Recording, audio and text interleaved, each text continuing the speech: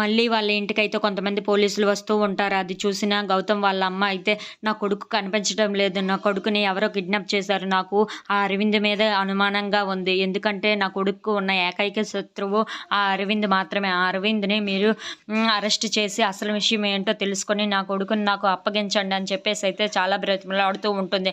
అది చూసిన మళ్ళీ అయితే ఏంటి అత్తయ్య ఇలా మాట్లాడుతుంది, అరవింద్ బాబు గారు చేశారంటుందేంటి, ఆయనకి ఎలాంటి సంబంధం లేదని చెప్పారు కదా, ఇప్పుడు మళ్ళీ అతని మీద అంటుందేంటని చెప్పేసి అయితే అనుకుంటూ ఉంటుంది. ఇంతలో అక్కడ ఉన్న పోలీస్ ఆఫీసర్ అయితే మీరు మీ కోడలు వచ్చి పోలీస్ స్టేషన్లో కంప్లైంట్ ఇవ్వండి.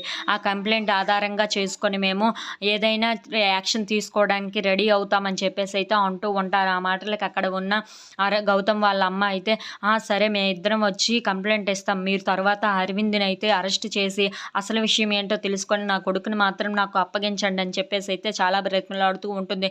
ఇంతలో అక్కడ ఉన్న పోలీస్ అయితే సరే మీరు పోలీస్ స్టేషన్కి వచ్చి కంప్లైంట్ ఇచ్చాక మిగతా విషయాలన్నీ తేల్చుకుందామని చెప్పేసి అయితే అక్కడ నుండి వెళ్ళిపోతూ ఉంటారు.